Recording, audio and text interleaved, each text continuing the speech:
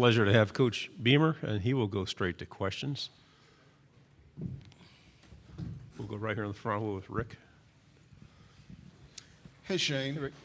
What do you know now about being a head coach that you didn't know 1 year ago when you came to SEC Media Days? I felt like I learned a lot, Rick, before SEC Media Days, to be honest with you. Just from January until July last year, realizing the impact that you have on everyone in the program, that all eyes are on you every single day when you walk in that building, that what I say in press conferences like this or back in Columbia is going to resonate across the state and the region with the fan base. Just realizing that even growing up the son of a football coach like I did, you don't realize that maybe to the degree that it is. But then also all the things that come across your desk every single day that have nothing to do with football that you deal with as a head coach, which I love that part of it, don't get me wrong. And then throughout the season, certainly you learn. There's mistakes that I made during games. I mean, I can think the things from last year that I'm still kicking myself in the butt for in-game decisions and stuff like that you'd like to have back. But that's coaching, and you try and learn and be better going forward because of it. We'll go to your left, third row. Brandon Adams from Dog Nation. It's been suggested that the league might have to go to a 9-game conference schedule to keep some of those yearly rivalries in place each year. Would you be in favor of that, say like a Georgia, maybe your biggest conference rival? Would you like to see the 9-game conference schedule so a series like that could be preserved on a yearly basis? I'm going to give you the politically correct answer. I mean, I see the positive in both of them. I really do. The positives in the 8-game schedule or eight-game conference schedule. I see the positives in the 9. And then I see what some people would say the negatives with both of those as well. I'm certainly a traditionalist. I don't want to see the rivalries like Georgia-Auburn go away and whatever it might be. And I think the rivalry with us in Georgia is a rivalry, and I don't want to see that necessarily go away. So I don't want to see that, but, I'm also realize that we play in the toughest conference in the nation, and it's only getting tougher with the 2 new teams coming into it, and we always want to do what's best to put ourselves in position to play football beyond the regular season for sure. To your right, front row. Dick Cox with Lindy Sports and Cox Sports Broadcasting. Shane, it was obvious today the 3 men that you brought to represent South Carolina did a great job. Can you talk a little bit about how tough a decision that was and what went into picking the 3 that you did? Yeah, you're right, Dick. They're great representatives of our program, fantastic young men. I just sit in the main room over there. The 2 of them are graduates. Zach will graduate in December, for us here at South Carolina. So they represent what this program's about on and off the field. They've played a lot of football for South Carolina. We've got a lot of deserving guys, if you will, that would have done a great job here. But Javon Gwynn is a returning captain for us. He was voted a captain last year as a junior, which is not easy to do and is a great accomplishment for him to have the respect of his teammates like he does. Zach Pickens could be in an NFL training camp right now. He was projected to go very high, but he believes in what we're doing as a program and wanted to come back. And then to carry on his story and what he's done as a player is fantastic. So that was an easy choice to pick those guys. There's some other ones that would have been very, very deserving as well that, people like some of y'all thought I should have brought Spencer Rattler. We'll bring Spencer next year, all right, when he's a senior. So. In the middle of coach, second row. Why y'all laugh? Anthony Patterson with the Atlanta Boys. Coach, Caleb Juju Maddow, he obviously made a big impact for you guys this season. How would you describe his progression, and what are you looking forward to this season as you go into this season? I love Juju McDowell. I love his competitive spirit on the field. I love his energy off the field. And you're right, to come in and do what he did as a true freshman was really impressive.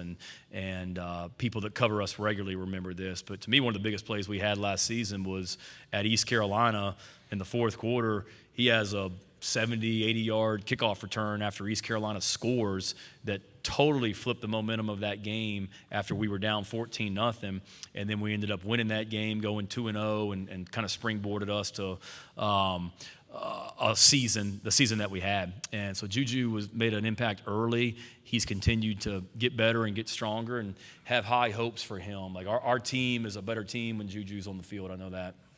To your right, Coach, third row. What do you like about Spencer Rattler from a tangibles and intangibles perspective? And then what specifically do you look for from a quarterback, especially in the transfer portal? Yeah, as far as Spencer, I like there's a lot to like. Obviously, the talent speaks for itself, but the thing that was really attractive about Spencer beyond the talent was just the fact that he's played a lot of football. And if you look at our quarterback room, when I was here last year, Luke Doty was our starting quarterback, and he had the most experience, and I think he had started 3 games as a college quarterback and was really a freshman still in my mind. So to be able to add a guy like Spencer who has the experience that he has, he's been through the fire before, he's won a conference championship, was a no-brainer. And then as far as what we look for, I think for the quarterback position, it's accuracy, first and foremost. You got to be accurate. In today's time, you've got to be athletic enough to get yourself out of trouble. That doesn't mean you have to be Kyler Murray like I was around at Oklahoma or whoever, but you've got to be athletic enough to get yourself out of trouble. And then just the competitive spirit and the leadership qualities that you want at that position. And from being around Spencer at Oklahoma, I knew he had what we were looking for. In the middle, fourth row, please. Beth Hool, Fox Carolina, Greenville. You have these guys coming back, so many seniors that made the decision. Gwen told us the offensive line got together and kind of made that decision. What does that mean to you to know so many guys were invested in what you were doing last year? And what can you tell us about what it's really like that these guys would want to come back and be a part of this? Nah, great question, point. I appreciate that. It was very gratifying and humbling when they told me that. I'll be honest with you, like going into the bowl game, I wasn't sure about Zach. He may have told you otherwise. I think he was probably leaning maybe towards going out. But to the month of December's kind of a crazy time. You're getting ready for a bowl game. You're trying to sign a high school recruiting class. You're dealing with the transfer portal, and you're trying to figure out who on your own roster is opting out of bowl games, who's playing in the bowl game, who is leaving early for the NFL. So there was a lot going on. And I remember meeting with those guys like Javon and like Zach and some other ones that I knew had decisions to make. And it was a pretty cool moment when Javon, Gwen, and the offensive line told me that they were coming back because they felt like they didn't accomplish what they wanted to accomplish and that they could be not only better players, but that they wanted to win more than 7 games. But they also told me that they felt like they didn't do their job as leaders on the team last year. So that was pretty cool to hear. And then I remember we had the great bowl win over North Carolina, and Zach and his mom, I think, were going to lunch the next day. And I remember driving in the car home from the facility, and I think I got caught by train. You guys from Columbia will know that. And I was on the phone with him, and he was getting ready to go to lunch. And it's kind of like, I'm keeping my fingers crossed that he's going to make the decision that's best for him, but hopefully he comes back. And when he decided to, that was a great moment as well. So it's a testament to what we're doing in the program, that our players saw last season what we're about, that it's not just talk, it's actions as well, and that they want to continue to be a part of it, and they're enjoying it. And I told the ladies downstairs and guys, like, I want this program to be a place. Don't get me wrong, it's not easy being a football player here. It's hard work, it's demanding, you're held accountable, but I don't ever want our players to dread walking into our facility each day, and they don't. They look forward to coming in there each day, and that's because of the people that we have in that facility. In the middle, back row. Yeah, Coach. This is your third different stint, I think, in the SEC East now. How competitive and deep is the East going into this season? I mean, you guys are on the rise. Tennessee, Florida, new coach, yeah. Obviously the defending national champion. Yeah, no, it's getting tougher and tougher. Really, fourth if you count my 2 times at South Carolina, because I was a graduate assistant at Tennessee as well. So I was a graduate assistant at Tennessee in 2001, 2, and 3, where you had Coach Rick had just come into Georgia and was building that program, and I was with Coach Fulmer at Tennessee, and Coach Spurrier was at Florida, and there was no better division in all of college football. And then being at South Carolina with Coach Spurrier when Urban Meyer was at Florida, and whatnot, and what what they were doing. And then now being back the second time at South Carolina, it's only gotten better. Obviously, Georgia is at a level that they've never been at right now from a recruiting standpoint, and just won the national championship. New coaches that came into the SEC East last season, and the impact that they were able to make in year one, for sure. New coaches this year, that have won at a high level, at other places that they've been as well. So I think there's great coaches, and this league is a great league from top to bottom, and there's no question that the SEC East is very strong right now and only getting stronger. Right here, second row, and then pass the microphone to the aisle, and then we'll finish over here. So, go ahead. Mike Uva, Gamecock Central. Mike. Shane, whether fair or unfair, the offensive line took some scrutiny by some last season.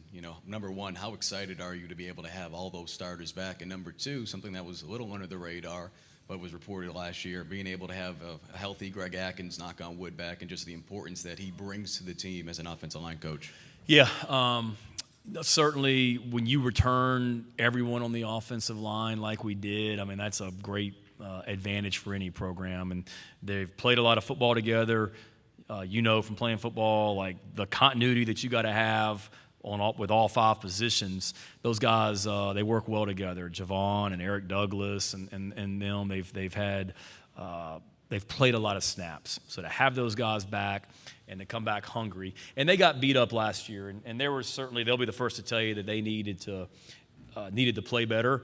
A lot of you guys that were at some of the Gamecock Club events that I did in the spring, and I said this at every Gamecock Club, and it's true. Like, it's easy when the running game doesn't look good to blame the offensive line, and it's easy when the quarterback gets sacked to blame the offensive line. Well, it's not always that simple. Sometimes the tight end may have missed a block, or a wide receiver should have come in here and pushed cracked on the safety, and he didn't, and the safety hits the running back in the backfield for no gain. Or the quarterback gets hit in the back of the head. Well, we may have been in a pass protection where we were only protecting with 5 players, and the defense rushed 6. Well, simple math tells you if the defense is bringing 6 and you only got 5 guys blocking for you, if you're the quarterback, you better get rid of the freaking ball. And that didn't always happen last year. So we got to be better as coaches, coaching that up. But the offensive line's a lot like the quarterback. Sometimes I think it gets too much blame and too much credit when things are bad and good. But I love these guys on the offensive line. They didn't miss a single practice during spring practice, not one. So 15 spring practices, and we didn't have a single offensive lineman miss a practice for an injury or anything. So they're tough, they're durable. Love that about them. And then to have Greg Atkins back, I was with Greg as the offensive. He was coaching line at Tennessee when I was a graduate assistant. He's got NFL experience. He's a great coach. Lonnie Teasley, who was an offensive analyst for us and is involved in our offensive line, is a fantastic offensive line coach in his own way as well. So excited about both those guys being back. In the aisle, on your right. Tyler Shaw with KBTX in College Station. Texas A&M is one of South Carolina's cross-division games. What made playing against them so difficult? I need to go on like that Georgia rant that I had post-game that still gets played on social media. I got a bunch of really good players. For one, that was a really, really good defense. Coach Elko did a great job with that defense last year. Just up front, the size and physicality that they had up front on the defensive line. And then their defensive backs look like what you want your defensive backs to look like. Their defensive backs look like linebackers, and they're hard to throw against. They've got size, they've got length, they're well coached. Not to mention that's a terrific venue to play in, and not an easy place to play. So there's a lot of reasons they were tough to play against, and but they've got great players and they're well coached, and that was not a fun night. First time to College Station for a game, so that was the positive, but that was a long night. Last question. Hey, Shane, Corey Miller, Fox, Carolina. A lot of coaches don't like NIL. They don't like transfer portal. They don't like the Twitter aspect of college football today.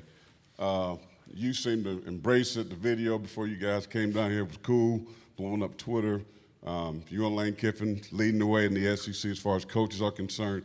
How do you embrace and how do you deal with that side of things and versus, demanding them on the practice field and doing game days? Yeah, no, it's a great question, great point. You've played the game for a long time and know for me, it's just be me. You know, I think sometimes guys become a head coach, and there's a certain way you think you're supposed to act because you're a head coach in the SEC. And I was never going to try and be somebody I'm not. And I meant what I said. Like, it's not easy being a football player in our program. And our players would tell you, like, we work really, really hard, and they are held accountable, and we are very demanding. But we're not disrespectful. We're coaching them hard on the football field, but we're not disrespectful to them.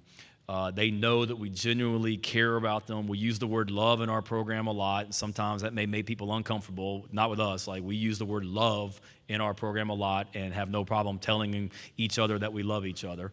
And that helps us grow together as a team. And the more that we can showcase our program, there's some great things going on in our program. There's some great people in our program. And being able to highlight them on social media like we've been able to do, I want to, for sure. And there's a lot of negative talk about name, image, and likeness, and certainly there's things that need to change and be better about it. But there's a lot of guys on our team, the three guys that are here today that are using name, image, and likeness for the way that the law was intended.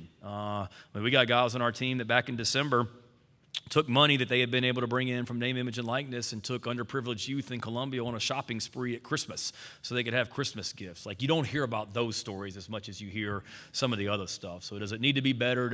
Are there things that need to be changed? Absolutely. I'm not saying that. No one loves the way it is right now, but there's also a lot of stories of the good that's coming out of it as well. And then, to answer your question, for me, it's just be me, and I know how blessed I am to be in this chair. And I was coaching at Mississippi State back in 2005, and my wife was working in media relations at Mississippi State, and the SEC media days were in Hoover, and she was there all week working. So I think we were engaged at the time, I think. But I drove, or maybe she was my girlfriend, I can't remember. But I drove to Hoover and took her to dinner one night. I remember dropping her back off at the hotel thinking about, man, like, how cool it'd be one day for me to be able to be in that hotel as a head football coach in the SEC. And here I am. So I'm sure it's going to enjoy it. And it's a high-pressure job. It's demanding. I get it. You're judged on what you do 12 Saturdays a year. And if you don't win football games, you get fired. But I'm going to have a hell of a time, as long as I'm here at South Carolina. And I'm having a blast right now doing it. Thank you, Coach. Outstanding. Thank you all for all you do. Have a great week.